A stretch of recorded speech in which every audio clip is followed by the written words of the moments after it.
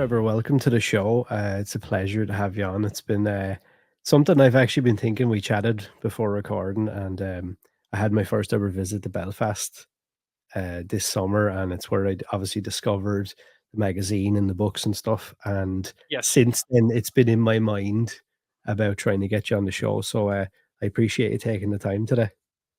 Well, thanks very much for inviting me on. It's a real pleasure to be here, and yeah, very much appreciated to be asked on. Yeah, cheers.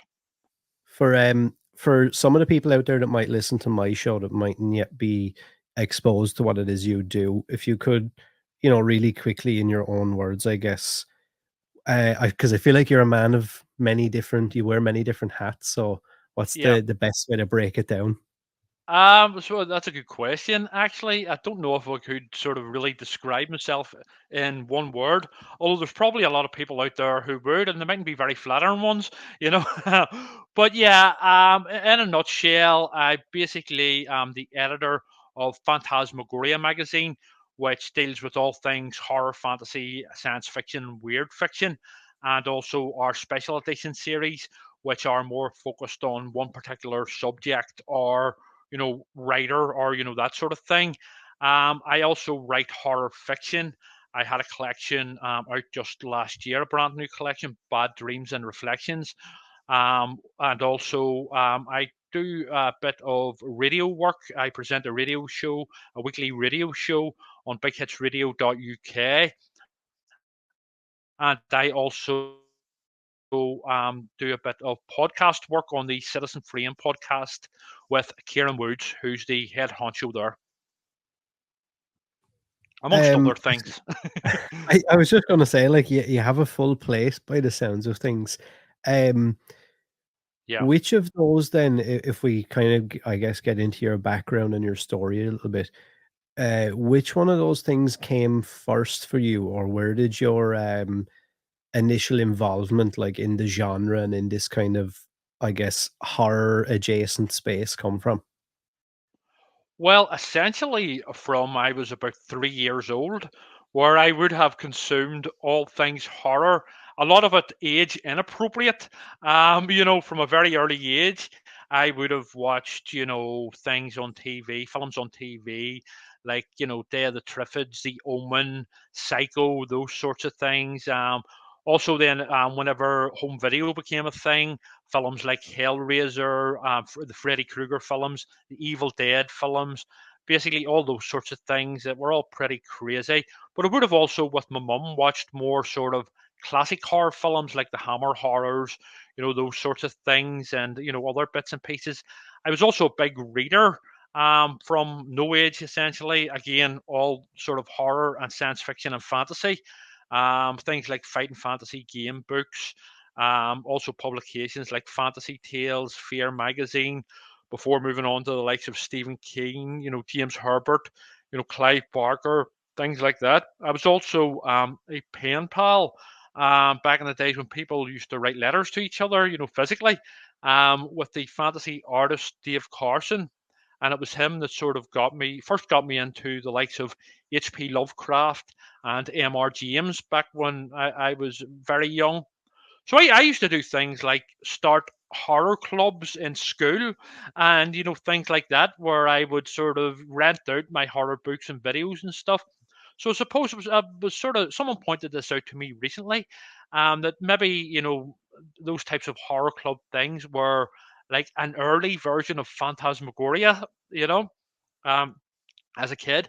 But it's just something that's always been in me and something that always will be in me. I sort of live and breathe it, and I've always loved it. It's a true life passion and labor of love. And so was Phantasmagoria, was that the initial, I suppose, concept that exploded for you, for want of a better word? Yeah, well, I think certainly growing up, while I would have devoured all of this type of stuff and really enjoyed it, and I would have written quite a bit as a child too. It was a confidence thing really, where I didn't imagine for a million years growing up that I would be in any way good enough or qualified enough to be a writer. Um, However, with the advent of social media around 2011, 2012, I sort of made friends with John Gilbert, who was the editor of Fear magazine, which I loved, growing up. And he then told me privately one day, this was about 2011, 2012, that he was going to be bringing back Fear, and would I like to be a contributor for it? And I was like, this was like, sort of dream come true. And, because although I was writing film reviews at that point and back dipping my toe in writing, I was just sort of posting things on social media, like film reviews and stuff. And, it was really for myself. So this was a big thing for me, and essentially my big break, so to speak, within the writing sort of field.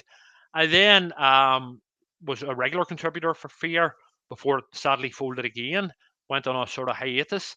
But I was also writing short stories and getting them published in, sort of anthologies and stuff, the independent markets. And I'd also was sort of self-publishing some sort of collections then when I had enough stories. So it was really me going full circle, and returning, because during my 20s and sort of early 30s, which was sort of spoke about before we started this podcast, I sort of got sort of sidetracked, let's just say, for want of a better phrase, by my sort of rock and roll partying lifestyle, which, although that sounds glamorous, it ended up it really wasn't. It was the furthest thing from it. So it was a case of me more sort of. I was still into horror and stuff, just not as much as it should have been during those times. But it was a case of me sort of reverting back, to save myself, reverting back to that sort of crazy kid who basically was obsessed with and devoured all things horror, but going full on like I did when I was a kid. So essentially, then, whenever Fear magazine sadly went on another hiatus and folded again, I had the idea of, in 2017, well, I could sort of start up my own magazine, and similar in tone to the likes of Fear and Fantasy Tales before it, and all those sort of British sort of horror magazines, even some American horror magazines that I would have grew up with, as a sort of homage to the sort of field. The problem was I was completely unqualified as an editor and didn't know what I was doing, but I went ahead with it anyway, and I was sort of publishing through Amazon, and with each issue we have grown, in terms of quality and I've grown personally, and we've attracted some very big names and some, people who have come along and sort of really kicked me and the magazine up the arse.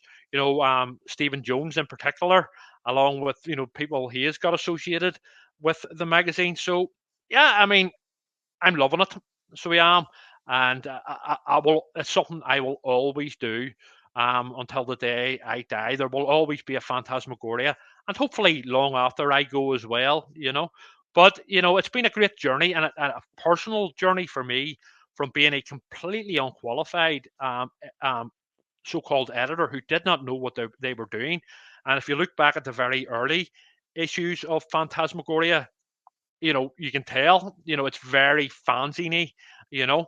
But for us to reach a standard that we've got to today, I have to say it's not down to me.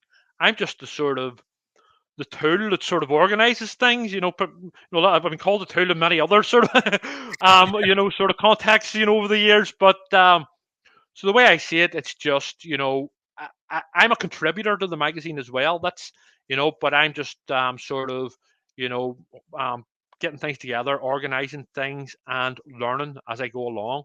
And it's been great. And I will always be learning until my final day, and that's okay by me. Um, so the one thing I was kind of shocked by was, like I said, and I don't know how this kind of surpassed my line of sight, because I feel like I'm quite tuned into a lot of things like that, and especially Yeah. um homegrown stuff. I'm always looking for. I want more homegrown stuff. It's a pity that we always have to look to the States, or look to this Yes. country or that country. And when I can't remember where I was. Could it have been Forbidden Planet in Belfast? Yes, they stock our Yeah. magazines. Yes, yeah, And instantly, I don't know, it was the Hellraiser edition, and like yes, instantly my eye, I'm like scanning around the room because I'm always just looking for specifically like horror or sci-fi, and like my yeah, eye catches it, and I'm like, huh. I'm like, what's this? I have to go straight for this. I just picked it off the shelf straight away without even flipping through it at this yeah, point. And I was like, regardless of what's inside this now, I'm already sold. That's the first thing. And I even asked the yeah, guy on the day, I was like, any more? He was like, oh, they do like all different ones. I was like, have you got any more? He was like, we're actually, that's the only one we have at the minute yeah, because we sell out. And I was like, how have I yeah. not seen or heard of this before?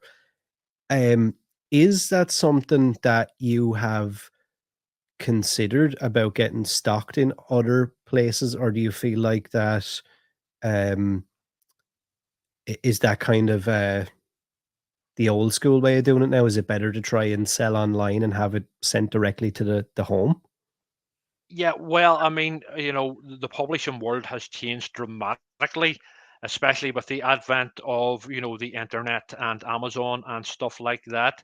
But I would say as well, first of all, it is a very striking cover by Graham Humphreys and, Les Edwards with the pinhead on the back. So, yes, that's not my artwork, trust me. That's I was very kindly allowed to use Graham Humphreys and Les Edwards' artwork for it. I'm much more, in the interior by artists.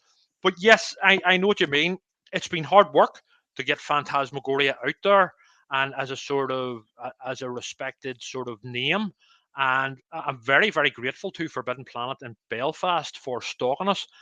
Ultimately, I would love, in many ways, at least originally, I would have loved for us to be a high street magazine, but that's not going to happen. That's never going to happen. But part of me, in a way, prefers that too because it gives us a more pulp and sort of cult aspect. In saying that, being pulp and cult isn't, it'll sell you to copies of your magazine to a certain extent, but I'm sort of torn between wanting to remain sort of cult and pulp and sort of have our own sort of niche sort of market, or going. I don't think I would ever want to go mainstream. I don't like mainstream. I've never liked mainstream. So yes, because we're not mainstream, we're not going to sell as many copies as say Fangoria or Starburst or magazines such as that. We're not going to be as well known. But there's a big part of me is sort of content with that because I would never want to be mainstream. I mean, even with the radio work, I do, and everything I've been into sort of over my life, it's always been non-mainstream. Even with music, it's always been punk or with the whole rave culture of the 1990s and stuff like that. I just like subversive niche stuff. The mainstream has never appealed to me. Don't get me wrong, each to their own. If people are into that sort of thing, fair enough. But I have always been strongly attracted to the more sort of cult and obscure stuff. And I, you can't have your cake and eat it. I can't have Phantasmagoria as sort of cult and pulp esque, but at the same time, like shift thousands of copies. So yeah, it's a delicate balance. Do you know what though? That was exactly what attracted me to it because I got Yeah, this intense feeling of nostalgia. I'm in Forbidden Planet, and this is not a slight on Forbidden Planet. Like I think they're yeah, great, and the fact that they're still around. But like some of these stores obviously have to try and keep up with the times, so they start to feel more and more modernized as the years go on. And for some reason, yeah, when the book caught my eye, I got that like that wave of like I felt like I was in a video shop again, and like I'm yeah, looking at yeah, this kind of unique artwork, and I'm like, see, that's the kind of stuff I want to see. I don't want to see the 500 copies of Mickey yeah, Mouse's New Adventure. I want to see this like yeah. weird obscure horror thing. Yeah, that's a massive compliment to me, and also totally what we're going for with Phantasmagoria. Overall, yeah, and some of the best reviews and compliments to me for the magazine personally have been people where they've said that old school retro pulp magazine with great enthusiasm and stuff like that, and going, yeah, that's exactly what we're going for. And more importantly, I would say as well, we are very much, although we keep up to date with current genre stuff and genre writers and films and stuff and series, we also very much are focused on the past as well, and the past writers and stuff, and those who basically formed the genre, um, way before many of us were even born. So I think the danger with the modern world, and I think the modern world overall, is perhaps forgetting about those who came before and who gave us the genre that we know now. So it's about respecting the past and paying tribute to it, warts and all. Yeah, it's a lot of times now I feel like some of those modern things in all sorts of media, Yeah. and like you said, the idea, it's not, again, each to their own. There is some mainstream things that I try to keep up with, or I kind of try to keep my finger on the pulse as such, but it all feels very surface level. There's no real depth to a lot of the stuff, Yeah. and it was something, obviously, we're not going to get into the ins and outs of like the inner workings of the business and whatever, but Yeah. I was fascinated by excuse me, by how affordable uh it was, and how dense like, I think I'm more used to, like, paying 40 quid for a magazine from the States that has 10 pages. Yeah. And 8 of those pages are ads. Yeah, and Yeah. this was the thing I was like, and again, that, like, this is I think a huge, compliment on your behalf, that, like, this thing is, these are these are dense. Like, this is not just a couple of pages and Yeah. rehashing stuff. It feels like all new information. I couldn't help but feel like if somebody asked me to put together some sort of a time capsule, this Yes. is the kind of stuff I would like in it. Like we spoke about earlier when you said, like, about when you're long gone. This to Yeah. me feels like a legacy thing. It's like this will always exist in some form somewhere. Yeah. Oh, that is a massive compliment, and ultimately, Phantasmagoria. It's just essentially a personal passion project. Always will be, but essentially, I think it's an enthusiasm project as well. But it's not just myself. All of those involved with the magazine, we're all very enthusiastic about horror, fantasy, and science fiction, and I like to think that that sort of comes across. We're not we're not pushing any agenda. We're not in any way political. We're just there for the horror. We're just there for the crazy shit, to discuss it and dissect it and pay tribute to it. It's like no bullshit sort of, you know what I mean? There's nothing going on here. There's no internal politics with Phantasmagoria. It's just a bunch of what have become friends and colleagues talking about the shit they like, and that's all I was ever interested in, even back at school. Where you're being taught maths or science and all. I like, I would have been sitting there not giving a shit, and wanting to tell all my friends in class, sitting beside me, about the latest black and white Twilight Zone I'd seen repeated on TV last night and how great it was, or the latest sort of Hellraiser film, or horror film I'd watched, or story I'd read. So this is very much, it's just a sort of progression from me as a kid, sort of, and yeah, I think it's great that people recognize that, and I think there should be more of it. 100%. And, like, as I started to, because it's something I've actually, I promised myself, I said I'm gonna go back and get all the back issues now and try and get into this, because obviously, like I said, the first time I discovered it was the Hellraiser special. Um, but as I was reading, I couldn't again help but feel like, that kind of sense of, I suppose, escapism, for want of a better word. And it's like, this Yeah, is the shit I want. I want to be able to just read about fun things that I enjoy, that yeah, other people enjoy, and not listen to all this other Yeah, well, you have to be this and you have to say it that way and you can't put this in yeah. and you have to do a certain amount of including that. And it's like, no, I just want to read cool shit about stuff I like and That's talk keep it about it with simple. other people. Yeah. Yeah, keep it simple. Don't overanalyze.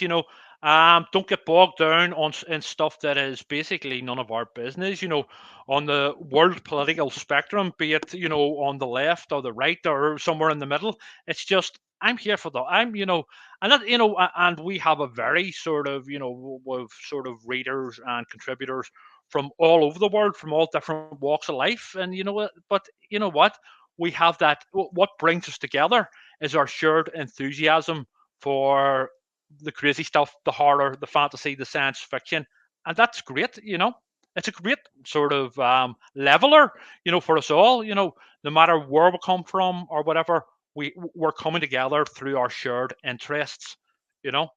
So it sounds like this is some sort of, we are the world speech, but no, seriously, it's, yeah, It really is though. It's and I think it holds true to the audience and people who are into this stuff because I feel like we had gotten to a point there where yeah, look, we get some of these big mainstream movies in the cinema and stuff, but outside of that, it kind of felt like for a long time there we were as horror fans and sci-fi fans and yeah, fans of some of the maybe like you said more fucked up shit you kind of seen as we were kind of being put back in the redheaded stepchild thing again, and yes, there wasn't really it felt like there wasn't much for us out there, and I feel like yeah, something like this is will because I feel like as well, like the horror audience and the horror fans, the community there, while it's always referred to as like a niche community,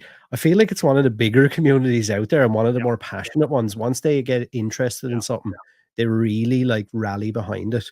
The idea then for you with Phantasmagoria, like obviously you had your um I don't know, I don't know how you would say it, like your mainline issues, and then you had this yes, idea to do like the special like edition, like one-off things. Where did that yes. idea come from? Well, essentially, it was a few years ago, and I was basically going to be doing a big feature and review feature on the British author Art Shepman Hayes, including reviewing a book which had been sort of edited by Stephen Jones. But to cut a long story short, there was a lot of material already for the issue that it was going to go into. So I just had the idea, well, why don't we just do a separate one-off special on Art Chapman Hayes? So I chatted to Stephen Jones and he thought it was a great idea. And that became our first special, which, along with Stephen Jones, who has basically been sort of keeping me right every step of the way, we've done now 9 specials with a 10th, and I would say quite a few more on the way soon. So yeah, those are the best sellers. I would say the specials. And while we still do the regular issues, and a lot, always will do. The special editions seem to be the most popular. So after that, we did Lovecraft, then M.R. James, then Ramsey Campbell, and I think that the specials are um, very much, us, being more focused on, say, a past writer or a past film series like Hellraiser, for example. So those are, yeah, they're us really sort of going all in with the sort of retrospective look back. But along with living authors as well, we've done specials on, such as Campbell and also Brian Lumley, who sadly passed away just earlier in the year, but he was alive at the time and contributed to our special to him and his work. But yeah, so sometimes they're focused on a particular writer who has made a very significant contribution to the horror genre, or maybe a series such as Fantasy Tales or Fantasy Tales Special or Hellraiser. And so then from I suppose from concept to completion then, what's like the layman terms version of like do you are you the one that sits down and like it's like a light bulb goes off and it's like, right, okay, I want to do a Hellraiser special, and then from that point, from that concept to actually having this physical thing, how does that Well, process work? yeah, I've been doing each special with Stephen Jones, so it would really be us chatting and sort of tossing around ideas, and some will maybe work better than others, or some will maybe work, but maybe later on down the line, that sort of thing. So it's very much as I always say, it's become a bit of a cliche with Phantasmagoria overall. It is very much a team effort always. Um, you know, I'm not a one man band, but it's always a great team effort. With people like Stephen Jones or all the regular contributors or people who supply fiction, and everybody brings their own thing to the table, which seems to create a great balance. So yeah, I could try and do this all on my own, in terms of do. But first off, it would be a vanity project, totally self indulgent. But no, no, being serious, it's great teamwork overall with Phantasmagoria, so it is, and everybody does their bit and brings something to the table. And how many people um would you say you have on the team, like contributing to these projects? Uh, there would be a regular team of maybe around, it's hard to put a figure on it, but maybe around 20 regular contributors.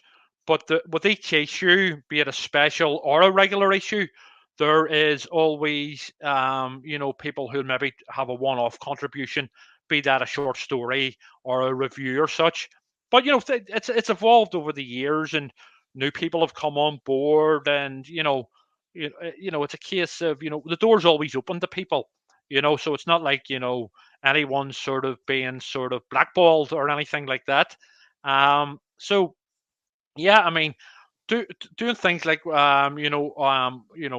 organizing sort of royalties for people has become more and more convoluted. Not that I'm complaining, you know what I mean, because my GCSE in maths has had to come in handy.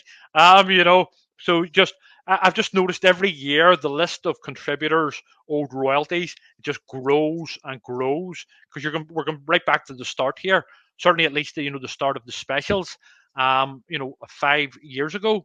So yeah, but yeah, that's a good sign. That's a healthy sign. I can't complain. We are inundated with, it's a lot of work. We are inundated with submissions and also people submitting their books for review and stuff. Again, I could complain, but I'd be an asshole, because it's a very healthy position to be in. It would be much worse if people weren't contributing, or sorry, submitting, or asking us to review their book or whatever. So yeah, no complaints. And I I love working anyway. It keeps me occupied, keeps me happy, keeps me sane. Yeah, I can tell, I can feel the enthusiasm, Yeah, already, as I could the minute, like I said, the minute I picked up that special, I could nearly feel the enthusiasm overall just yeah. bouncing from the page. Um, I'm kind of, I don't know if I'm happy or sad to hear that you have like nearly, I don't want to say too many contributors, because I was there going, well, I'll throw my name in the hat. You can put me in there if you ever need anybody. It's always Well, been I something was. I've wanted to get back Well, you've into. actually.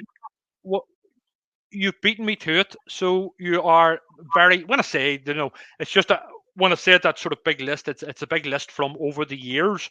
It's quite a lot of people. So I was actually just going to say to you, it's very much open to you. You're always, welcome. We can chat about it. Yeah. Something you'd be A interested hundred, in doing for it, yeah, 100%. It's always something that I've wanted to get back hmm into. I done a lot of editorial stuff for Crypt TV back in the day when they first started, and right? I worked with Yeah. them for a few years. And then I kind of like what you said, I went on a different path, which wasn't a good path, and Yeah. I never got back to writing. And I'm not going to say it on air, but it's something I want to mention to you off of this. So I have actually been working on a form of book, and the whole thing just got so Yes. overwhelming. I completed so many interviews and so many behind the scenes things, got images, got artwork and stuff from this particular set of movies, and I kind of just got overwhelmed, and I've been stuck with like Yeah, what to do with it or where to go. So that's something I would love to talk to you about. Um, absolutely. off air. You mentioned about working and about all like 'cause it sounds like there's a lot of moving parts to a lot of these things, from the magazine to the Yeah. podcast to the radio to you everybody might not know either, like Trevor also has a day job as well on top of all of this stuff.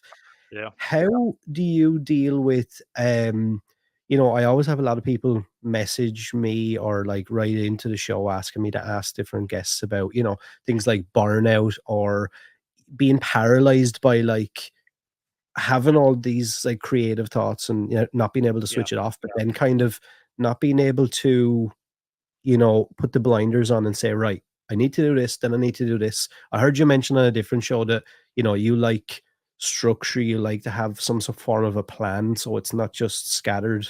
Yes, so 100%. Yeah, definitely. I keep a diary, not a sort of dear diary. Today I went to the shops. I have to be organized and keep a physical diary. It's not a digital one, on my phone or anything. A physical diary where I write with a pen, plan my weeks ahead, and what I have to do, where I have to be, whether I'm working on my day job that day, or also whether I'm doing stuff for the magazine, recording a podcast, recording a radio show. It's about organization, essentially. Yes, I probably take a bit too much on, and at times have been at risk of burnout. That type of thing. I mean, I love keeping bit. Well, to be totally honest, I have a very addictive personality. In the past, that has manifested itself with, well, drink and partying. Let's just say. Um, that did not work out well. But so this is more me as I'm a bit older now and a bit more mature, although a lot of people would disagree with that. It's a case of focusing on my energies and my addictive tendencies into positive, productive things, and also at the risk of sounding like I'm, virtue signaling. Um, Giving something back to, I suppose, the horror genre that I've got so much out of all my life and still do, but also, I suppose, again, this is going to sound grand, but giving something back to the world as well in a positive way. What I mean, all those years I was drinking, there was always a worry of that I was going to end up being in my 50s or 60s and still in the same vicious circle of doing the same thing and being full of regret for not doing the stuff I should have done. So this is always was always in the back of my mind that I should have been doing something like this, you know. So now that I'm doing it, I'm going full on with it. But yes, organization is the key, and being completely organized and getting up, sleep well, eat well, that sort of thing. I'm not saying I'm no health and sort of well-being icon, far from it, but in general terms, sort of look after yourself, and and you know what, working hard, you'll reap the benefits. So you will. Yeah, and do it was a few years back, um, somebody read a quote to me about, the version of hell is, when you die, you will be shown the person that you could have been or you should have been. And I don't know, Perfect. yeah, it struck me massively as like, and I had that exact thought you did. I remember sitting on a bar stool one day and it was like some random Tuesday afternoon. I had no business being in the Yeah. pub. And I'm kind of looking around and I'm like, Yeah. do I? Because all of these guys have stories about what they were going to do, and Yeah. like And none of that's it. them have done it. I was just talking to someone today actually about this, not connected with the genre of the magazine. Actually, a guy who owns a shop I was in, and we were talking about bars are full of people talking the same old crap that they have been for 20, 30 years. It's just the same vicious circle. And that's a perfect way of, about that version of hell where it's the person you should have been. That just sort of totally nails it because, yeah, that would be an awful thing. And even a very close friend of mine, again, not in any way connected to the horror genre or anything, said to me recently about, said, Trevor, people could forgive you for the stupid shit you did when you were drunk, no problem. But what was hard to forgive was the life you were wasting when you were sober because of you were doing whatever that you shouldn't have been doing. Say, wasting your potential. I'm not saying, I have all this potential. I think we all have potential in whatever sort of aspect of life, you know what I mean? But certainly the place I was in my life, I was wasting whatever I could give out there to the world. I wasn't doing it. So that was the sort of point that my mate was making. And he was right. So now I'm sort of, a big part of me is I'm 47 now. I'll be 48 soon, approaching 50. So a lot of it is me playing catch up. Maybe just in my own head, where it's I wasted a lot of years messing about, being a dick essentially, and it's now, and I have to make up for lost time. You know. Yeah, and do you know as well, I've had conversations much like this one we're having right now, where like I said, and it's not yeah, it's not like a throwaway bullshit statement or like a brown nosing thing, but I Yeah. can feel, even though obviously we're not physically in the same space recording this or anything, we're obviously doing it online. I can like feed on that energy when I know someone and like Yeah. the passion and like they know what they want from life, Yeah. regardless of how small of a mark or big of a mark or whatever it makes. It's that passion and that energy, Yeah. and it's one of those things where I think, um, like some people who a lot of people consider like older, like you just mentioned. Yes. Oh well, I'm nearly 50. Hmm. And I had somebody else who I interviewed on the show. He's actually the producer for the Terrifier series. Um, Yes. Yes. and I had such a good conversation with him, and I've actually kept in touch with him since. But I remember him telling me like he worked on Wall Street for so many years, made all this money, done this and done that, but was just never fulfilled. He spent a lot of time, Never content. yeah, and he spent a lot of time, with things like alcohol and other shit. And he's like, it got to the point then where I retired and I realized like what was it all for? All that party and all that buy-in shit, all that doing stuff like Yeah. that. What was it for? And then he got this opportunity to work on this little indie movie and put some money up. And he was like, I was sitting in, a guy half my age in his basement painting clown faces and putting fake mud on clothes. And he was like, "Do you know I had the best time of my life Yeah. since I met all those like-minded people?" And he was like, "I feel younger now at nearly 70 years of age than I did when I was 20." Totally agree. I feel so much younger now in my late 40s than I did in my late teens and early 20s. This is me sort of, this is the big kid in me doing what he's always wanted to do. Whereas, before I was focusing all my energies into, well, the wrong things. Do you think that was something that you always had from a young age? I'm kind of always fascinated by this because I've always had it in the back of my mind, and I always try to like word this correctly when I say about like Mhm. um the idea of not being able to work a regular job in air quotes. Um Yeah. I've always had this little bit of thing, and it's nothing against anybody who's like, happy with that or whatever, but I think about it and I'm like, I there was people I went to school with that got a job in Tesco's when they were 17 Yeah. and they're still there and they're 35. And they Yeah. seem to be happy to just plod along. They go out on a Friday night and a Saturday night, they lie in bed all day on Sunday, and then they work all week again. I Yeah. always found from a young age, I was like, I don't know if I can do that. That's like a form of prison for me. I've no creativity. I've no freedom. I have Yeah. no outlet. No, I get what you're saying, and I do find it quite sort of baffling and to be honest, a bit sad. Where I mean, don't get me wrong, I've always worked a day job myself. You have to pay the bills, obviously.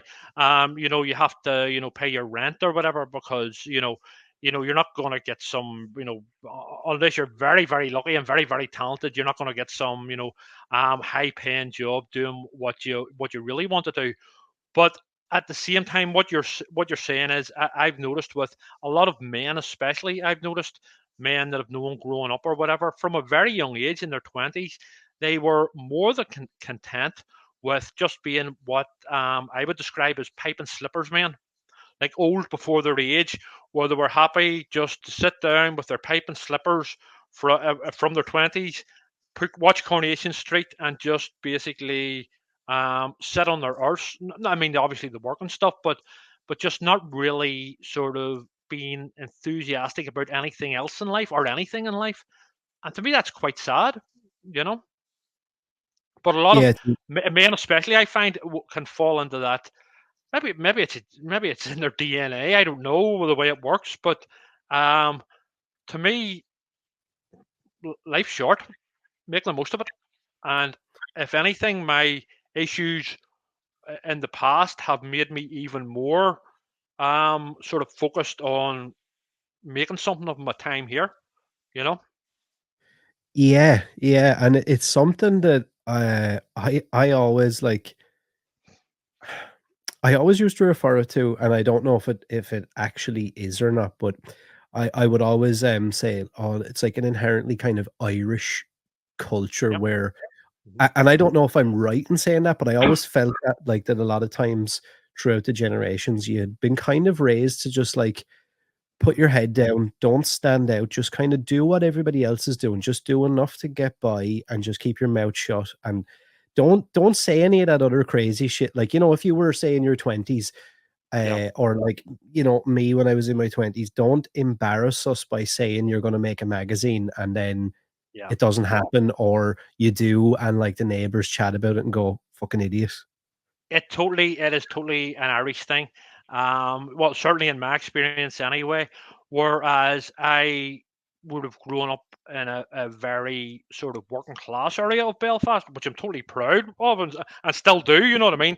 I am very much still working class and come from live in a working class area. But there is an attitude in certain sort of parts of Belfast working class areas where um, getting into things like the creative arts or even writing or whatever. Certainly, when I was growing up, was sort of frowned upon, where you were just expected to basically leave school, get a job, and just do the whole pipe and slippers thing, you know, and that would be your lot for life, and this isn't just within the communities themselves. This was within the school systems. This is coming from the school systems and also the religious systems on both sides of the divide, I would imagine. And well, I pretty much know where you were always discouraged to not, or sort of told and put in your place not to give above your station. You know, who the fuck does he think he is? You know, um, you know, it's basically sort of calm down. You'll do as you're told. You know, and this is a thing deeply rooted within, I think, Irish society. I mean, maybe this happens in other parts of the world, but we can only speak about what we know. But certainly, growing up in retrospect, you were basically, and like I say, that this was coming from the education systems, all the from the powers that be, the governments and all this here. It was like they like to sort of keep you in your place, you know. And that's not me being a sort of they're out to get us conspiracy theorists, but there was that sort of discouragement. It was like an unwritten discouragement of people succeeding and wanting to do something different and better with their lives, you know. Um, yeah, that was that. I don't know how bad it still is, but it was definitely a thing when I was growing up in the 80s. Yeah, and it's something that I always like it, and it's not I'm not trying to get political or I'm not trying to like draw out any reaction from anybody, but it's something that once again I've had people message in and like, they always want to get somebody else's opinion or somebody maybe who is doing something that they want to do and they don't have the courage to do. Yeah. Um and I think it's an important thing because at least I feel anyway, as a society, it is what you're saying. It's deep seated, and you've kind of been Yep. led to believe that like that option isn't there. Like if you were to follow the Yes. traditional route from like you growing up, Yeah. nobody, I'm sure, in the school system or wherever, and even probably sometimes without even realizing, close friends, family would Yeah. have you believe, Trevor, you're going to have to be committed to somewhere if you think that you're going to make a magazine and you're going to have a radio show and you're going to do this and you're going to please stop. You're just going to have to, you're going to have to deliver coal, or you're going to have to be a postman, or you're going to have Yep. to just do what needs to be done and just shut up and get on with it. And that's just what we do. And, we pay taxes, you get to 60, whatever, Yeah. you retire, Mhm. you have a couple of years broke up, and then you're dead and end of story. And all of that, which certainly was definitely a thing whenever I was growing up, coming from all sorts of bodies, like I said, it does affect your confidence. So with because you're led to believe that writers or filmmakers or what are these very special people who are very middle class and they've been educated at university and stuff, and you're just and you're nowhere near as good as them. You're just a peasant, So shut up, peasant, Yeah. Whereas you'll never be one of these special people who went to, university and, who you see on TV or on films or whatever, So yeah, I think with the advent of social media, which certainly has its problems, I think one of the side effects of it is that there is less of this sort of, well, people can be whatever they want to be, and that's a good thing, and that can be a good thing and a bad thing, where for the people themselves and for I don't know, their sort of contemporaries.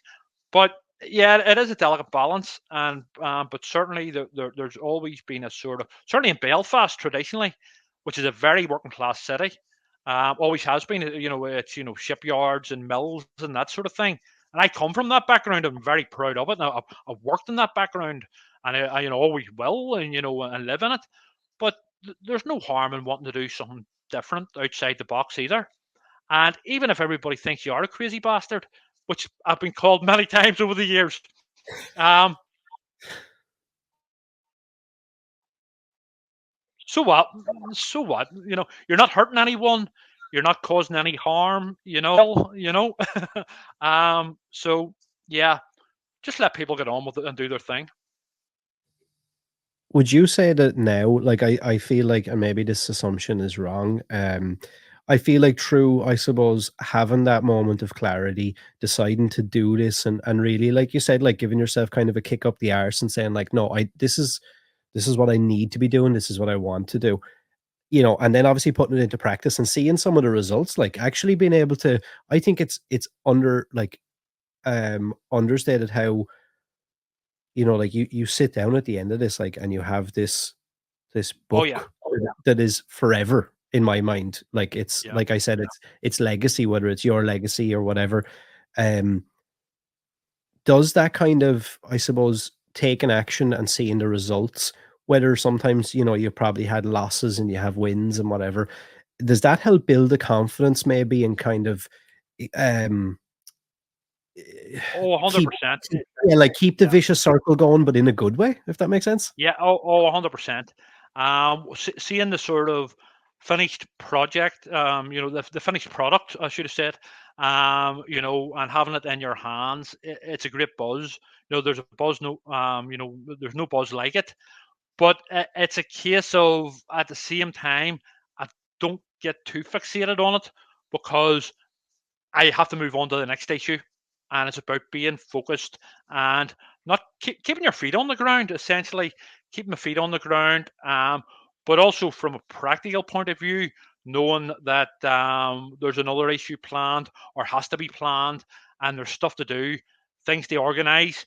Maybe one day, if I make it till I'm old and grey, or sort of older and greyer, I'll maybe sit down and look over, the stuff, and I maybe sort of have time to sort of soak it all in more.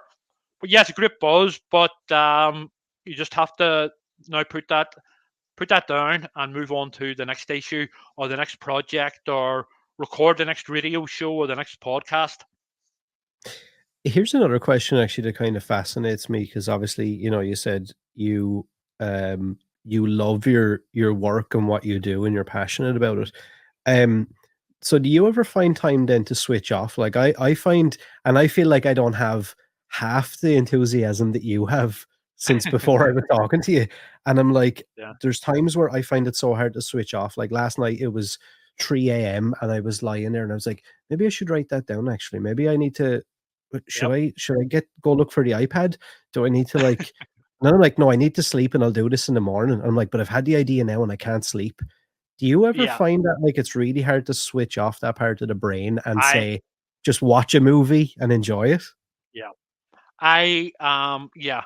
I mean, I totally get that. I have a very racing brain.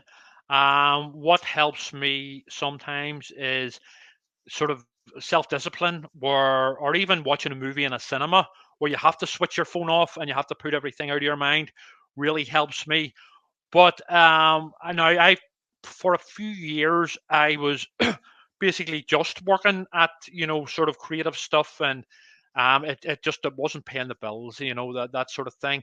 So I had to go back into the sort of regular day job work, which I'm now at. So I find where before I that was about 3 years ago. So what I found beforehand, what I was doing was again totally addictive behavior where I would, albeit productive, I would have been working on an issue of the magazine and staying up until 4, 5, 6, 7 o'clock in the morning, and then especially during lockdown, actually before I started working again, with a regular job. Then so my sleeping pattern was completely up the left. It was really unhealthy. I was basically living like a literal vampire, and so that was real. But I found that getting into a day job and doing that has certainly helped me in terms of being more organized, in terms of sleeping, eating and stuff, and going to bed at the right time. So that's been a sort of a good disciplinary thing for me. But if I'm left, sort of, certainly in the past, if I've been left with no other responsibilities but the magazine or whatever, I do have a tendency to go way overboard, and like just it's totally addictive behavior. Um, so I think I've got to. I mean, technically with my day job, I'm part time. I work 3 full days a week, but sometimes we do overtime, so it's almost full time.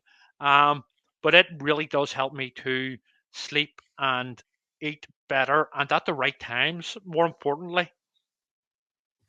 Because it's such an understated thing. I feel like, and I spent a lot of time doing this where I was just like spinning the wheels out, but I felt like I was going 100 miles an hour, but I wasn't actually going in any Yeah, direction.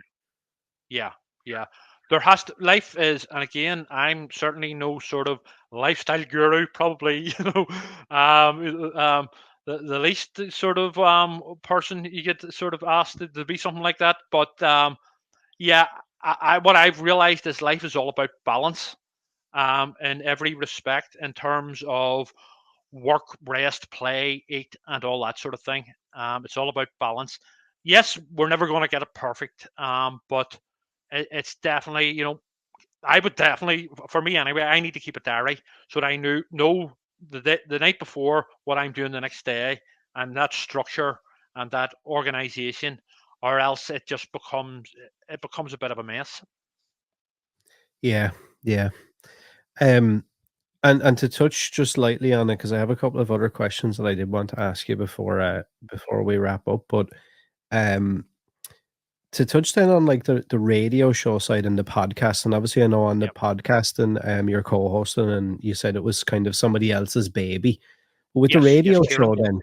show, then when did that all come about, or was that something that you actively like sought out, or how did you come into No, that? it was completely by accident. It was about almost 9 years ago, and I mean, don't get me. I've always loved sort of rock music, and when I was a kid, I used to tape the top 40 off the radio. I've always had a huge interest in music. I always had music on and that sort of thing. Um, but about, I think it was 2000. It was 2016. I saw an ad, essentially, on Facebook, that a radio station in Newton Ards, up in County Down, were looking, basically, presenters. It was voluntary, all that sort of thing. And I sort of said, well, I'll go for it. Why not? Never done radio before, and went up and did a bit of a sort of test run, and they seemed to like it. And I've been there since, hundreds of shows later. Um, I've, done all sorts of, interviewed people, all sorts of, I do reviews on the program. I've sort of incorporated the sort of horror stuff into the program. I sort of basically did that from very early days. Um, but I also used to do a weekday news review show, which was, but I've always liked my comedy as well. So it was more of a satirical sort of piss take of the news headlines. So I did that for about a year as well. Obviously it wasn't being inappropriate with serious stuff. It was more like, sort of satirical, but also like, more sort of, talking about sort of crazy stories, from about the world, like, people claiming to be abducted by UFOs and stuff like that. Um, but yeah, I'm still doing it. I used to do live shows. They all used to be live shows from the studio, but since lockdown, I've been just recording from home and then just emailing basically my show into the studio, which I'm much more content with. It saves me traveling for a start. So yeah, I'm still enjoying it and still, yeah, preparing a show for Sunday after this interview here. Do you think that there's a place for it? It's just when you mentioned, like, peppering in the horror, and I feel like there's a little bit of crossover there with stuff like, I don't know if you're familiar with, like, Coast to Coast Radio in the States, Yes. where, like, they'd have, like, Yeah. the Bigfoot episodes and the UFO episodes. I Oh can't yeah. help but feel like there's and maybe this is just, like, the fanatic in me or whatever, but I'm like, I feel like there's definitely a place for some kind of radio show that incorporates, like, that horror and kind of Yeah. mystery, fantasy, sci-fi thing, and I don't know if I'm right in saying this or not, but there isn't very much of that on this side of the water, really. No, it was always more of an American thing. Those types of shows, and we never really got to hear them. Growing up, because of, we didn't have American radio stations and stuff, but you would have heard about them and stuff. So I always, from the start, I call my show Sunday Service, which is like a sort of piss take of, like a sort of church service. It's not really a church service. It's meant to be sort of a bit crazy and a bit funny and a bit sort of, sort of left field, in terms of the music choices, and also all the stuff, the reviews about the horror and stuff. Obviously, there's certain things you're not allowed to swear on the air. There's certain guidelines and stuff. So I sail close to the wind, but at times, but but no, I have all, and yeah, well, part of the station's remit is, it's very much focused on the music. It's big hits, so there has to be big hits. So they like me to keep my reviews brief and stuff, but I always make sure I weave them in some way, and they allow me, they sort of give me a bye ball, you know. Do you think Um, that's something that we could ever see, whether it be with yourself or, obviously knowing maybe some of the inner workings of radio and podcasting yeah, and writing and stuff, is it a case where, like, companies or, businesses or stations don't want to commit to that for fear that it may not be popular? Is that what it is? I mean, I would personally do it in a heartbeat. I would do a horror radio show, and I would love to do that. You know, I think it depends on the station, because I think a lot of the issues would really come from, the basically the powers that be, the bosses or managers at the stations, either not being horror fans, so not having any interest, or possibly even, looking at it from a more sort of listener figures, point of view, where they're thinking, "Oh, this won't be popular. This is too niche." Um, but given the opportunity, although my show is a semi-specialist show, I do have to tick the boxes of playing the music and all as well. But I always make sure I play the music I like. I'm not going to play it. With mainstream radio stations, you don't even get to pick the playlist. It's all picked for you these days. Whereas, to be fair, I'm allowed to pick the songs I play. So while it is voluntary and stuff, there's a lot of personal freedom there in terms of I pick the music, I pick the reviews, as long as I don't swear or say something like libelous, or something that's going to get them in trouble. They're quite content for me to do what I do. But yeah, I would love to do a solely horror show where something like Mick Garris's postmortem Yeah, yeah. podcast or something. Yeah, where you just interviewed sort of directors, writers, all that sort of thing. Do it in a heartbeat. It's funny because I actually went and done a course in like radio broadcast journalism and all this stuff, and Yeah, I kind of got to know the inner workings of one or two radio stations down here. And just funny what you said about like the more mainstream stations. yeah. I was shocked when I went to the studio and found that they only had a certain amount of songs loaded onto their deck for that Yes, particular yeah, show. Because I was like, I said something, I can't remember what it was. I was shadowing somebody and I was like, can we play whatever it yeah, was? And like they were like, hold on, let me look. And I was like, what do you mean let you look? I was like, do you not have access to every song ever now? Like I do on my yeah, phone. And they're like, yep. no, no, no, this is all preloaded, so I can't play anything that's outside of the. And it's all by design, yeah, because it's sort of just in case something that has slipped through, like a punk song by Peter and the Test Tube Babies from the 1970s or 80s, But that's another big thing that I love about working from home, because I choose not only do I choose the playlist, but also I can choose whatever I want as long as it's nothing with like explicit lyrics or whatever that's going to get them in trouble with Ofcom. You know what I mean? I can't sort of be a dick and get and Yeah. drop them in it. You know, um, but yeah, it's one of the great freedoms about working from home as well. On it, it's yeah, I can pick whatever sort of songs I like. I mean, they prefer it on the radio station I'm with to be something that's been top 20 in the UK singles charts. But there's a lot more. There's a lot more to play with than just a pre-chosen, not by you playlist. Definitely. Um, and to touch back into, I suppose you're more closer to you, like a more personal thing. Do you have any horror movies, sci-fi fantasy movies that you would say are like some of your comfort movies? I find there's times where maybe if I've had a shit day or something like that, there's times I feel like I always kind of go back to certain movies to have on in the Yeah. background. Oh, totally. Yeah. Well, it would be a lot of it would be stuff I grew up with, like the original Hellraiser, Nightbreed, the Evil Dead films, but also strangely, a lot of my so-called comfort films, bizarrely, would be depressing as hell for most other people, like The Exorcist, one of the greatest films ever made. Yeah. Requiem for a Dream, not supernatural horror, but very much real life horror.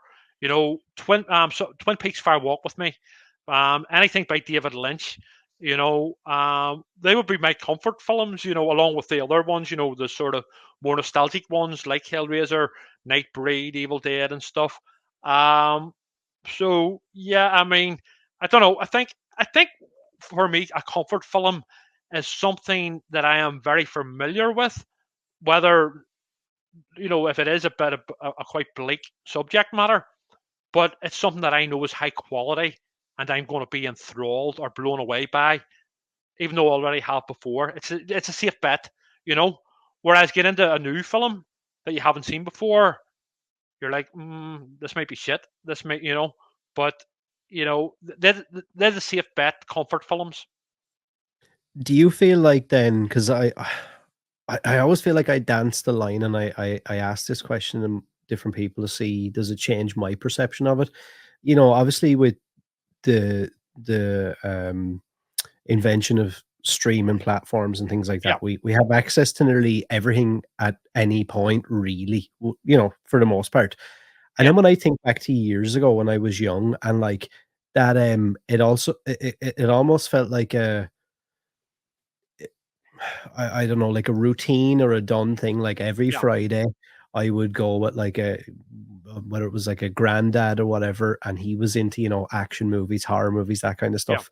We would go to the video shop and I would like be way too young, like, but I would like, can we get that one Just with the wait. dude with the pins in his face? And can I get Candyman? And Yeah, and I felt like this I don't know, maybe there was a little bit more of a commitment. You got a tape and it was like, well, I guess we're buckling in for 90 minutes and that's it. yeah.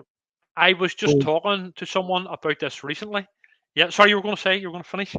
no, I was just gonna say, do you feel then that maybe having access to too much stuff all the time, is it making us a bit there's times where I sit down with something, whether it be Shudder or Netflix Yeah, or whatever I'm trying to look on, and I'll probably spend the runtime of a movie trying to pick a movie and then end up yeah, turning it off and just going to bed.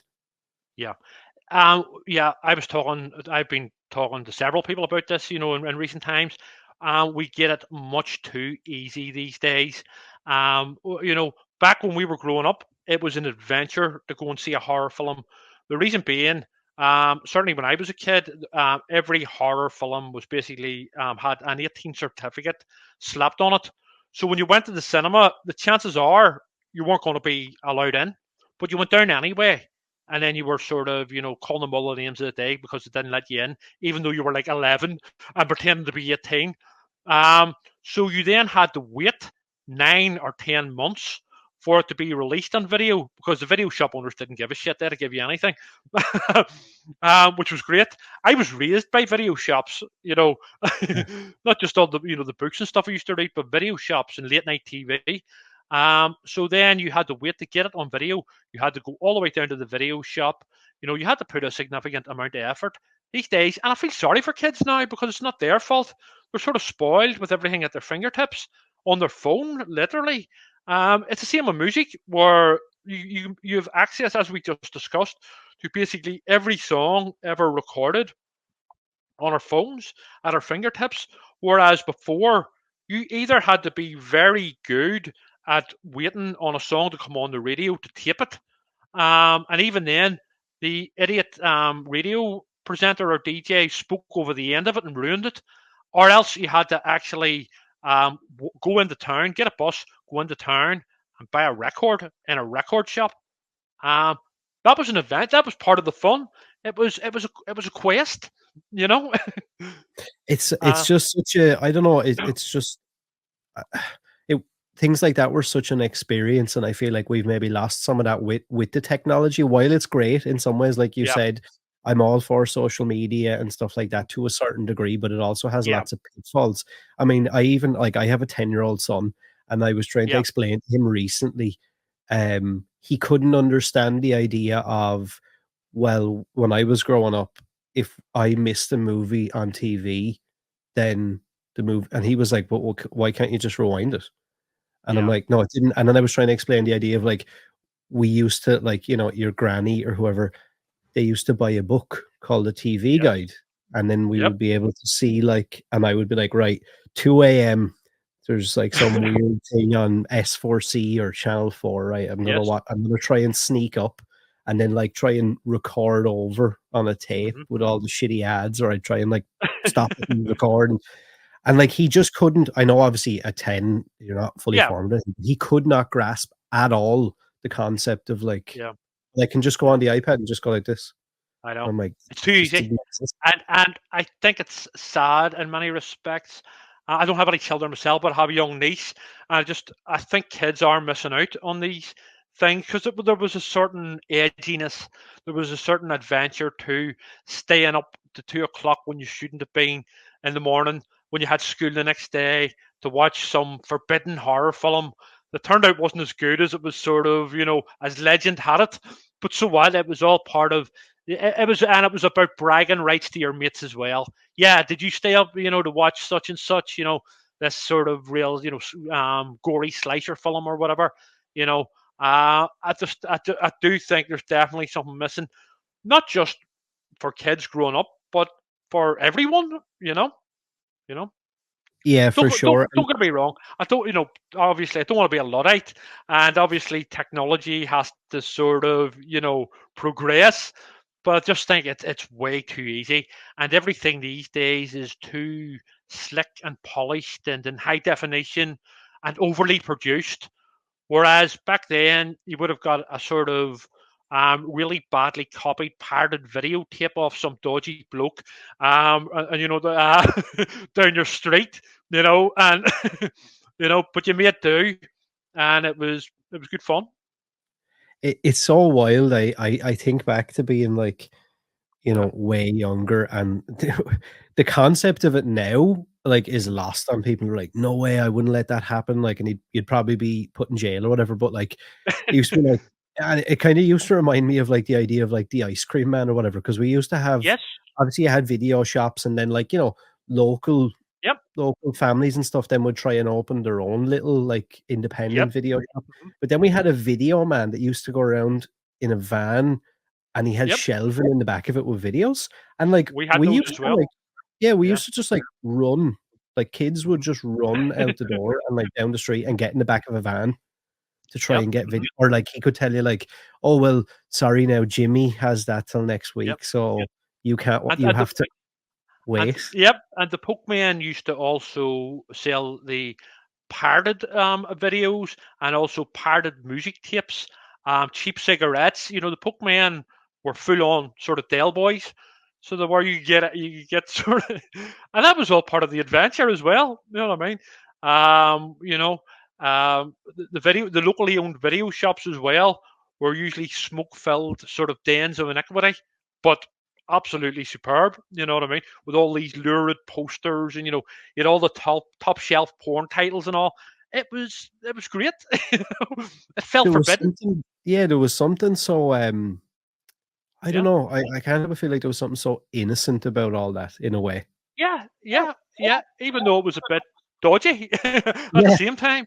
Yeah, It yeah. felt It like it was was like all kind of in good fun, it was just for entertainment, a bit of escapism, a bit of enjoyment, there was totally, nothing serious totally. or, like, super deep about it. Yeah, and that's what I would say about horror in general.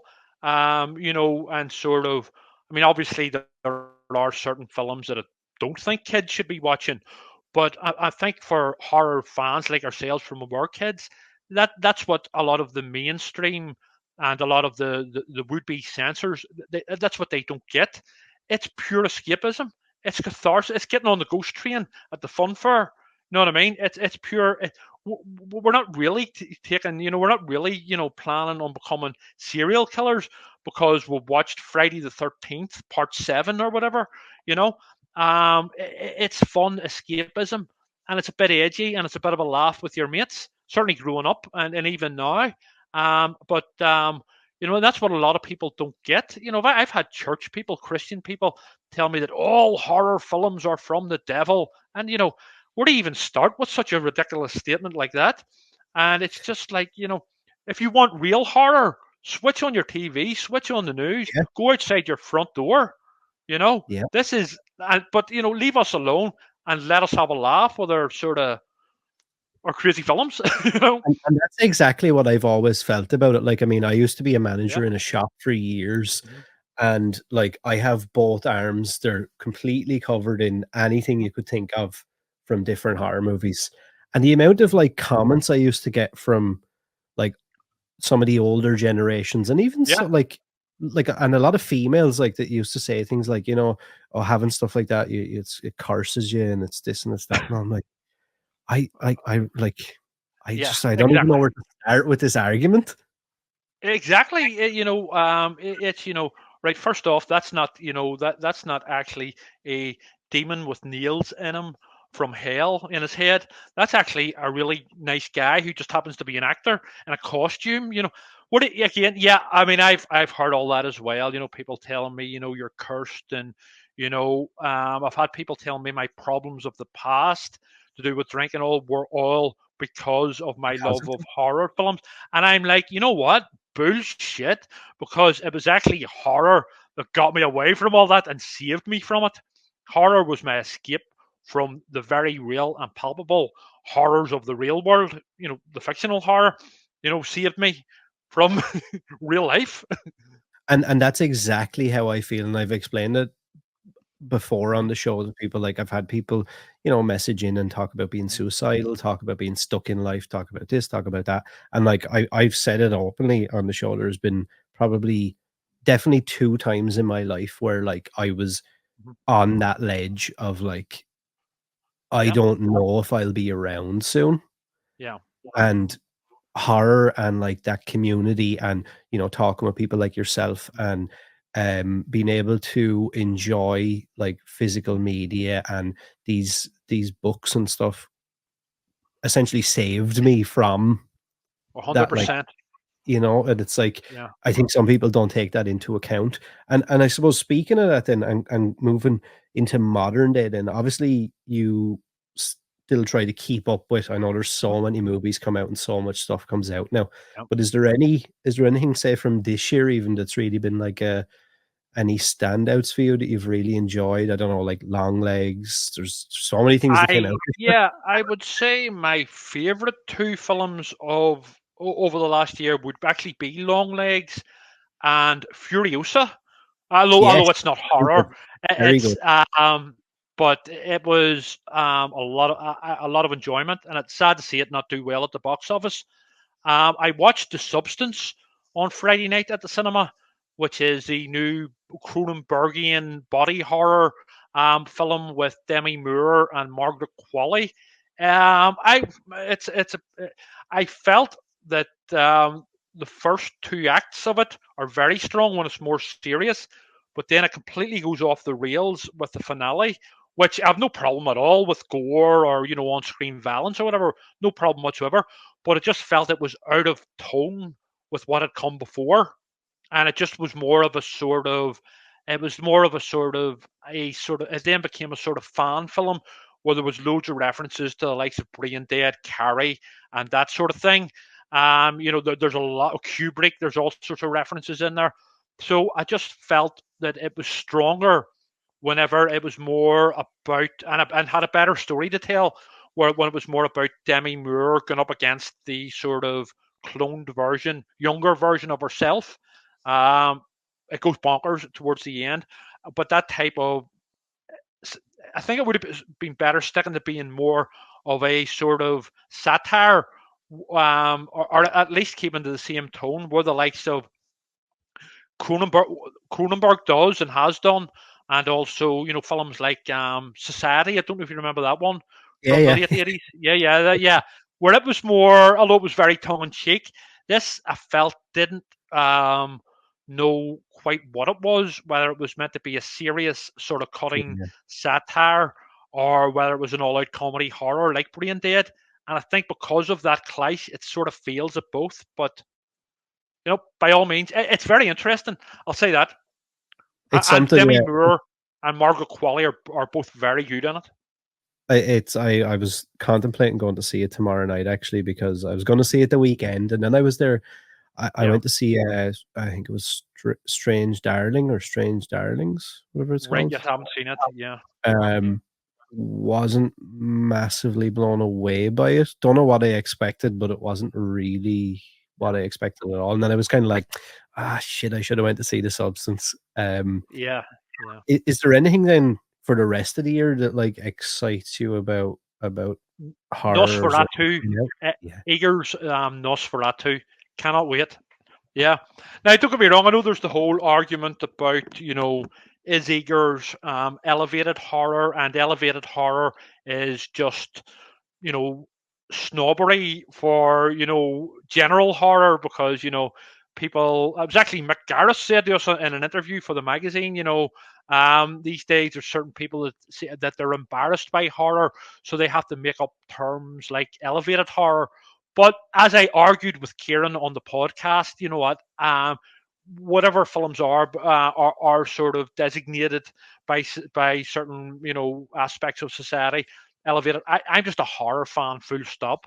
You know, because and if it's well acted or if it's badly acted, so what? I'll judge it on its own merits. But I'm certainly not going to use terms like elevated horror or whatever. But I am. I know Eagers has been accused of being an elevated horror guy, but I'm looking forward to Nosferatu a lot. Do you know what, right? And I definitely feel that as well about that whole idea of like elevated horror. And I also had a similar conversation with Mick a year or Yes. two ago, and the guy who co-hosts his podcast with him kind of produces it, whatever for him. And Yeah. both of them kind of said something similar. And I was actually surprised that I enjoy a lot of those, I suppose, elevated horror, whatever you want to Yeah. call them. Like a lot of those A24 movies, I kind of enjoy them for what they are. I feel like they're in their own Yeah. specific realm. Hereditary Um, and stuff. Yeah. yeah, yeah. How do you feel then about like obviously speaking of Nosferatu? I guess I don't know if you could lump this even in the same atmosphere or not, but obviously, I think at the start of next year we have Lee Wanell's Wolfman. Yeah, well, I'll certainly be checking it out, and hopefully he'll do a decent job. But yeah, we'll see what happens. There is a lot of stuff coming up, and I would say we're actually living within a horror boom at the moment in terms of film and arguably even literature. But so, like we said, there is a lot of stuff out there, but it's really about choosing the right stuff, But Yeah, we'll see which what can be happens very anyway. hard to do at times. I don't know if I seen there was news. Is Del Toro shooting a Frankenstein movie in Scotland at the minute? Yes, I believe so. And I think it might be a Bride of Frankenstein remake. I don't know. Don't quote me on that, but I believe he is currently filming a Frankenstein film. But again, I'm a fan of Del Toro, you know. And you could argue that his stuff is perhaps elevated horror, but again, I don't think it's a very helpful term, and I think it's more of a term used by people who want their cake and to eat it, and that they want to get in there with the horror sort of trend, but they're embarrassed by it as well. So there's a snobbery, and you even get it within apparent horror writing circles where they will make up bullshit terms like I don't I write sort of speculative fiction or slipstream, and it's just like no, just call it what it is, horror, not elevated horror, not non-elevated horror. It's just horror, chill. Yeah, yeah. Do you have I suppose a favorite subgenre of horror and a least favorite subgenre? Hmm. A good question, actually. I would say possibly. I mean, my tastes sort of, although they're always sort of horror, but sometimes they do fluctuate, and they have fluctuated over the years. But I'd say currently, I am particularly enjoying this recent sort of um, reinvigoration, so to speak, of the satanic demonic horror. Satanic demonic horror is something that will always genuinely scare me and genuinely freak me out. If done well, not all, obviously. I mean, those Conjuring films and stuff are absolute nonsense. And I thought the recent Exorcist film from last year was quite possibly one of the worst films ever made. That Exorcist Believer. Thought it was like a children's film. Um, Absolutely dreadful in so many ways, but that's that's a whole different episode of it, Which is crazy because a couple of years back I got in touch with one of the head like guys at Morgan Creek, I think it is, who owned Yes, the rights to The Exorcist.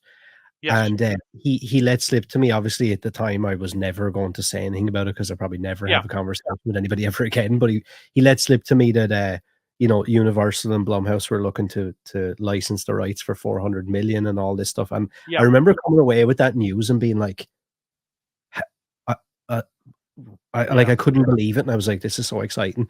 And then Yeah. for it to come out and to be what it was, and then for them Oh, to completely go the other way on it and be like, "Oh, well, David Gordon yeah, Green is stepping away from the project, and we're gonna bring in Mike Flanagan to make a whole just disregard Believer. It didn't even happen. Just yeah. that's It, gone." it's it, it's The Exorcist as a franchise has had such a troubled history. But for me, there are only two Exorcist films, and that's one and three. And even those films had great troubles, behind the scenes. There was all the sort of stories of Friedkin, firing guns behind actors, to get the right react, or slapping actors in the face to get the right reaction and stuff. And then three had a notorious troubled history, but to me, they are the only true and authentic Exorcist films, and the only two with William Peter Blatty, actually, who created the original novel and wrote, um, was involved with. The rest are just bad. Yeah, I have to say. Is there a subgenre of horror that, like, I suppose least excites you? I feel like that the one that always gets answered the most before you answer, the one that I feel like I always get back is found footage.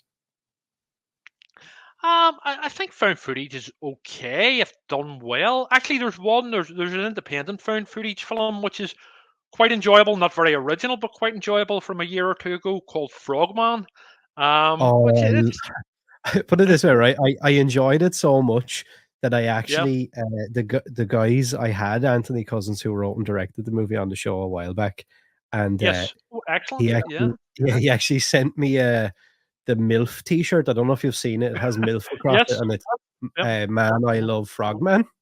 Yeah, all Um, I right. I Yeah, really enjoyed that movie though. yeah. You're right. That was just like, No, and no, again, it's it's that thing about what you've said all along, the mhm. whole way through this conversation is like, it's just a bit of fun. Like, I put it on for Yeah, 80, 90 minutes. I just had a bit of fun. It was over. Everything was okay. yeah. So yeah, I think if I did have to pick, a subgenre of horror that I didn't like, it wouldn't be found footage. Actually, because some of my favorite horror films are actually found footage films. Cannibal Holocaust, and also the Blair Witch Project.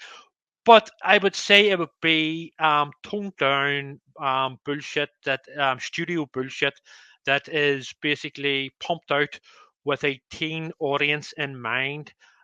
Stuff like The Conjuring, The Nun, all of those ones which are just play it so safe, and they're very much studio films, and they're just done to make money. There's no heart and soul in them. There's no, you know what I mean. I know that's not a subgenre in itself, but it's that type of film, you know. I have one, actually, I have two more questions before I let you go. One is like a super Yep. quick. It's just tying on from what you just said there. And I feel like, so when this company started, um, I suppose in a way, I felt like they were kind of making horror mainstream again, or kind of trying to make horror Yep. cool again. And when Blumhouse came out and started to do their thing, and they had all these, like, I suppose it felt like they were inventing IPs just like overnight. And Yep. it was like, we had Insidious, we had The Purge, we had Sinister, and all these things were coming out one after another. And like, it seemed like in a way they couldn't miss. Yeah. And now I feel like within the community, they're getting an awful lot of flack the last Yeah. good few years for just like cycling out a lot of that stuff you're talking about, just pure like money printing teenage garbage. Like the amount of Yeah. people that talk shit about their Halloween trilogy, then obviously they announced that they were doing an Exorcist trilogy. It was supposed to be like this amazing thing, and that went to shit after one movie. Mhm. What's your opinion on them now and their, I suppose, space within horror? Yeah, I would like to see them get back to their roots of making proper, independent, edgy horror films. Cut with the Megan, the Five Nights at Freddy's crap, which are, specifically tailored for the Stranger Things fan base. Let's just say, where they're not very good films. They're passable, sort of an hour and a half's mild entertainment, but they are in no way. I don't think they're helping the genre in any way, and I think they're also being disingenuine to themselves. I would like to see them get back to their roots, and that's I just think they need to get back full circle to their more independent, edgier roots, as opposed to this playing it safe, mainstream type rubbish. It's funny because I remember listening to lots of podcasts and interviews with Jason Blum, and they were asking about, his business model, and it's this thing of, you have budgets 5 million and under, and then 10 Yes. million and under, and that was kind of like the max they were willing to do. And they were able to reap the rewards like through their first look deal with Universal and stuff, and the marketing was Yeah. just great. Like you couldn't, and even still, I suppose to a degree, you kind of can't avoid a Blumhouse film when it comes out because it just seems to be everywhere. Yeah. But Mhm. it's like what you said then, they've gotten so far away from I remember him always saying, when they asked him, like, "What's your thing?" And he was like, "Well, the beauty of what I'm doing is I can give 1,000,000, 2,000,000 to, an independent writer or director that has, like, a unique, cool idea, and we can just let him make the movie he wants to make." And I Yeah. felt like that's what that brought them to the table, and now it's become like every film's like a cookie cutter. It's like you have to have Yep. like, you have to have your Asian guy, you have to have your this Yep. person, you have to have somebody who is, gay, you have to have the jock, you have to have the So predictable, so predictable, and it just loses that sort of unique creative voice. They just become like all the rest of the absolute rubbish that Disney are pumping out, or the MCU, which I just can't deal with. That whole. I've never been into the mainstream, and I'm even less so into it these days. It's just it's dumbed down garbage, essentially. You know, Yeah, it is, it um, is. conveyor belt filmmaking, and I would hate to see Blumhouse properly get down that route. You know, Yeah, it's it's gonna be interesting to see where they go from here and with this whole Exorcist thing and, like, where are they gonna try and pull it back a bit. Um, it's been a pleasure talking to you, Trevor. I'm conscious, obviously, of your time and stuff like that, and it's we been great, started Aaron. Thank you. super late, because of me. Bye. Um, I have one final question I'll ask in a sec, but before we get to that, where can people who have, listened either to the audio or watched the video aspect of this episode, want to see more about you, maybe listen to the radio show, the podcast, maybe they want to grab the Hellraiser special edition or some of the back issues, Yep. where's the best place that people can kind of keep up to date with you? Well, for the magazine and any of my sort of other publications related, they're available from Amazon throughout the world, and also on in stores, some select stores, including Forbidden Planet, Belfast. For my radio show, it goes out every Sunday at 12 noon, from 12 noon to 2 o'clock on www.bighitsradio.uk, available anywhere in the world, and that's 12 noon UK time. Um, the podcast Citizen Frame, which is a movie review podcast, not just horror films, we do sometimes, look at other things. That's available from the likes of Podbean, Spotify, and all of the usual podcast outlets. So it's Citizen Frame podcast, movie review podcast. But thank you, Aaron. It's been a real I, pleasure. I've actually been listening to the podcast over the last day or two, and I've actually been really enjoying it. I just finished the Long Legs episode there earlier today. Um, Yes. my final question then before I let you go, is, and I suppose it ties into a lot of probably what we've already talked about, but maybe if you can give it in its simplest terms, would be why horror and what it means to you. Why horror? It's multiple reasons. It's a metaphor. Horror, the monsters, the ghosts, are a metaphor for the very real horrors of the real world, and they help us deal with those, whether we realize it or not. From a very young age, even subconsciously, I think that's what helped me basically get through life was fictional horror, the escapism, the catharsis. You know, you can't. I mean, obviously, it's not for everyone. Everybody has their own ways. But for me, it's therapy. It's therapeutical. So it is. And it's also greatly entertaining. It's fun. Don't take it too serious. It's not real. It's fiction. You know what I mean? It's entertaining. You'll have a bit of a laugh, and you can chat. It's very interesting, very imaginative. It's. I think with horror, it's probably the most creative genre in terms of the stuff you can do with it. Compared to other genres like gangsters or westerns or whatever. You know what I mean? It's not boxed in. So long live horror. You know what I mean? It's been getting me through life since I began life, and it always will do. It's funny because I think it was Jeff Lieberman, I think, who was asked this question before, Yep. and I had listened to you on another show, and I think you were asked something similar about, do you feel remorse for your listeners or your audience or your readers for subject them to some of this stuff? And it was that but the two of you guys basically had the same answer of like, it's fiction, like it's not. Don't take it too serious. Yeah, It's for I take it entertainment. as a It's fun. compliment. Yeah, it's fun. Like that's the Uh, whole point. It's fun, it's escapism, and I can enter this world, whether it be on the page, and I mhm. kind of transport myself to wherever I think my version of this story is, or whether I'm looking at it on the TV. And then once I put it down, I'm back in the Yeah, room. I'm still at home. 100%. It is a healthy, scare where you know that, you know in the back of your head, even at the front of your mind, that this isn't real, and it's all very healthy. And again, goes back to the catharsis, the emotional outlet through drama. You know, Yeah, 100%.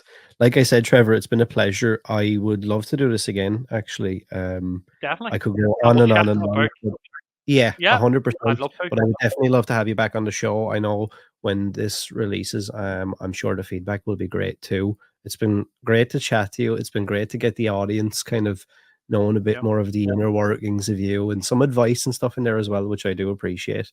thank And you. yeah, let's keep in touch, obviously, outside of all Definitely. this. Oh, definitely. Thanks, Trevor. All good. Thank you, Aaron.